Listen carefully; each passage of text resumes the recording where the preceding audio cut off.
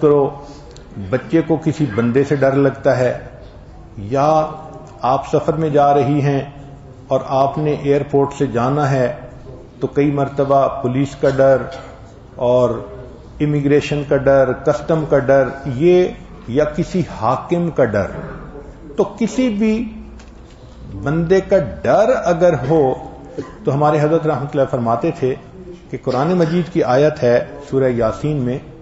وَجَعَلْنَا مِن بَيْنِ أَيْدِيهِمْ سَدًّا وَمِنْ خَلْفِهِمْ سَدًّا فَأَغْشَيْنَاهُمْ فَهُمْ لَا يُبْصِرُونَ۔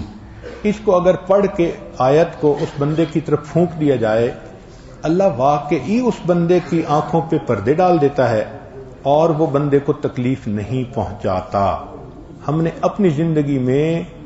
ہزاروں مرتبہ اس آیت کو پڑھ کے آنکھوں سے اس کا فائدہ دیکھا ہے۔ ایک ہے بچے کو نظر لگ جاتی ہے، اس کو نظر بد کہتے ہیں، یہ لوگوں کو بھی لگ سکتی ہے، اور ہمارا تجربہ یہ ہے کہ سب سے زیادہ نظر بچے کو ماں باپ کی لگتی ہے، کیونکہ وہ خود اس کو پیار محبت سے دیکھتے ہیں تو نظر تو اثر کرتی ہے، العین حق۔ تو اب اس کے لیے کسی کے پاس جانے کی ضرورت نہیں، قرآن مجید کی ایک آیت ہے ان اللہ سیبطلہ ان اللہ لا یصلح عمل المفسدین۔ اس آیت کو 3 مرتبہ پڑھ کے ماں خود بچے کو دم کر دے، روزانہ نظر کا اتارا ہو جائے گا